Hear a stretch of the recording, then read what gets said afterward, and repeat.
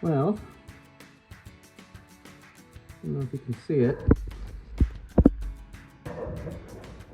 I'm sure you can see it now. So I was wire brushing this gas tank, and I knew that it had what appeared to be maybe like a little wet spot on the bottom of it.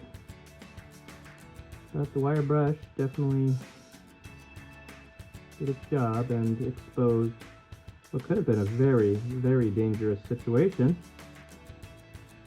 So, you know, this is what happens when cars sit for a long time. You know, it's an old gas tank, first of all, and clearly the previous owner had no idea just how close they were to at least losing their gas all over the roads that they're driving on, and at worst, essentially starting a big fire. So we'll be ordering a new gas tank, among other things.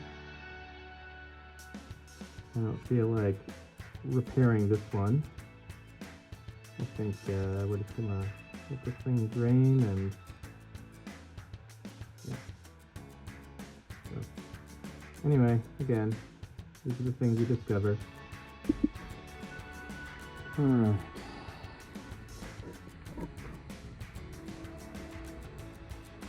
That is what was in the fuel tank.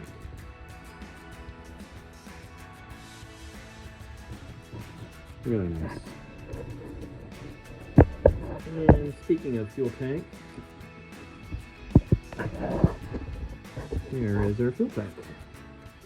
Pretty nasty stuff. Well, at least it's empty. And I think what we're going to do is we're just going to get this thing out of here. And I've got a new fuel tank already on the way from Parts Northwest. So I'll get the impact driver and we'll get this thing off of here.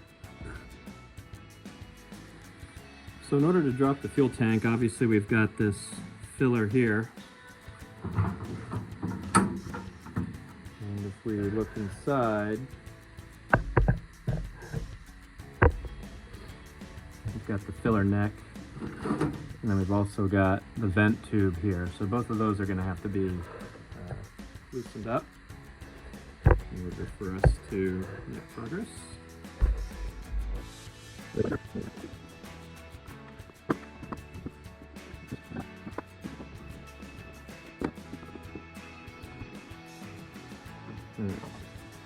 Got those two done.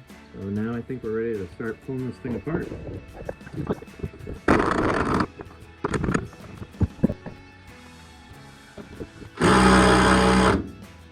Wow, that certainly works. When in doubt, hit puree.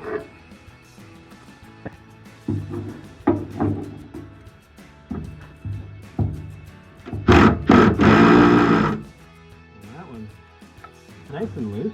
I don't know if that's a good sign or not. Probably has something to do with the fact that this thing's been coated with oil for 20 years.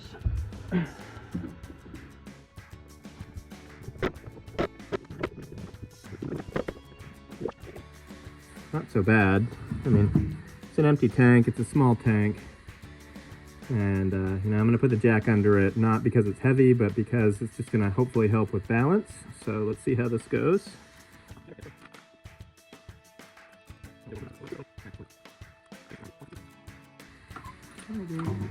Look at that.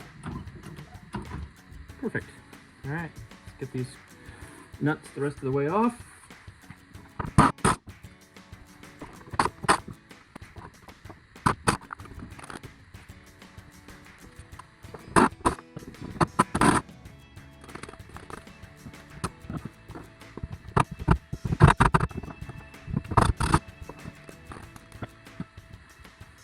Now we can drop it, I think.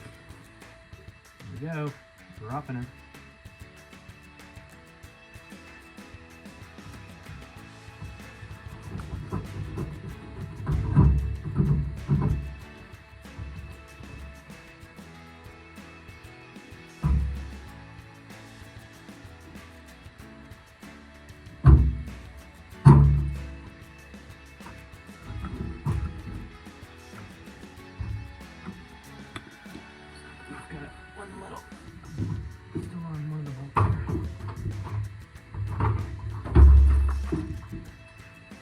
attached to something.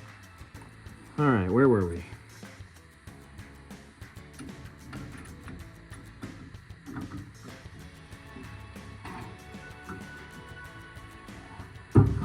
And the fuel tank. All right, so let's see what we've got here. Oh boy. Maybe I should have ordered a new fuel sender. I'm gonna try to save that thing before we yank it off.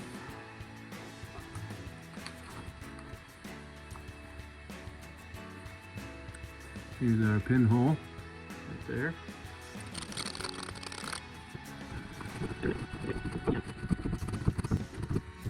Alright, I'm gonna see if I can clean this up a little bit, and looks like we also have a foam pad here.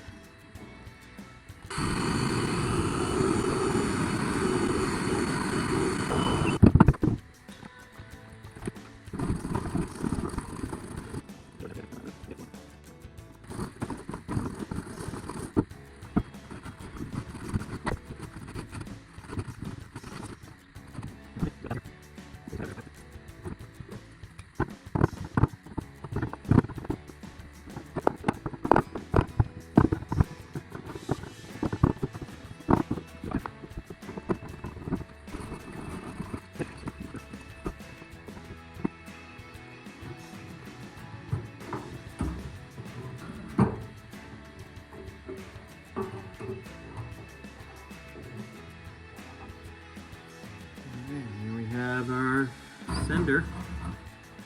I mean, they're pretty basic.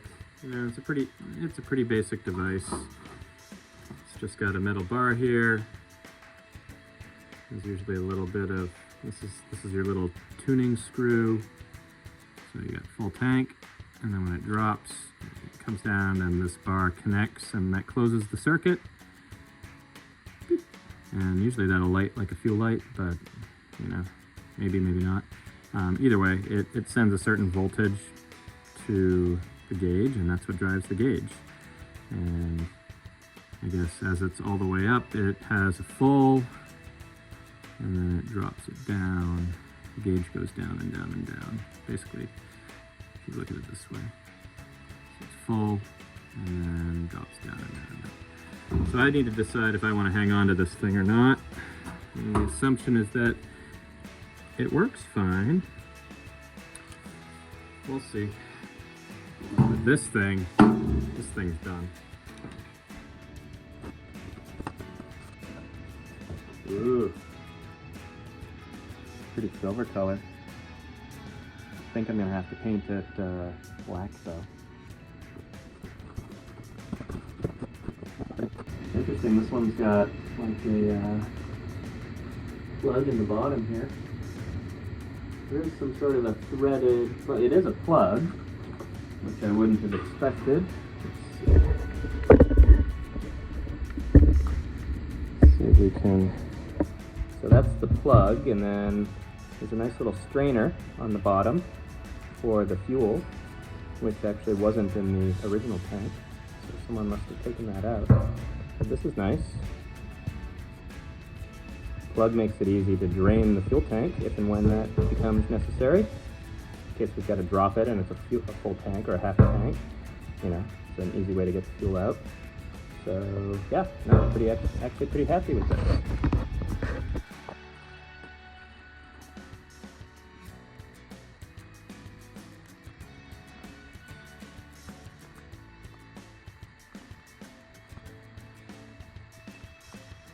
All right, prepped and ready to go.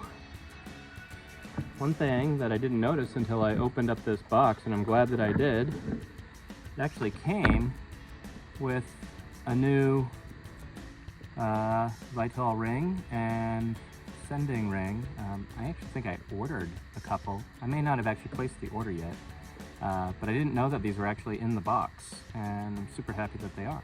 So that means that I can just plunk the sender right back in, and I don't have to wait for extra parts, because the current ring is a little weak looking, you can imagine, and I wasn't too sure about the Vitol ring either. Good. just going to use this Rustoleum Truck Bed coating. It's got kind of a sheen to it, and it's got a textured non-skid finish, which, you know, I mean, it's not like it has to be non-skid, but I actually like this. It's very durable, so I think it makes sense for the gas tank. I've actually done the whole rear end in this, and I think it's just a really nice coating. It's thin, it's strong, and I actually don't mind the reflective nature of it much because it, when I shine a light under there, it actually helps a little bit to see. So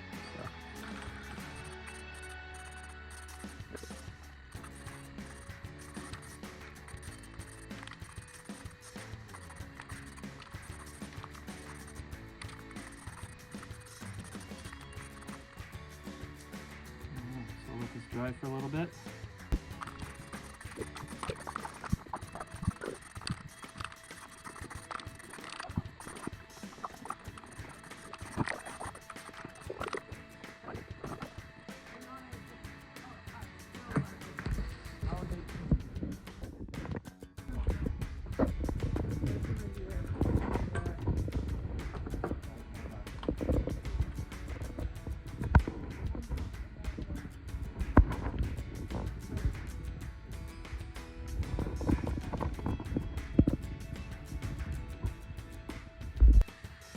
Okay, got the fuel tank here, and I've just put some foam pads on. I used a tiny dab of super glue on each one just to kind of keep them attached. Just because there's a pad here that I had to replace, and I went with this closed cell foam. And so this is just going to make sure that the gas tank rides nicely all the way along, and it isn't, you know, at an angle and doesn't rattle or anything. Just the little things, you know.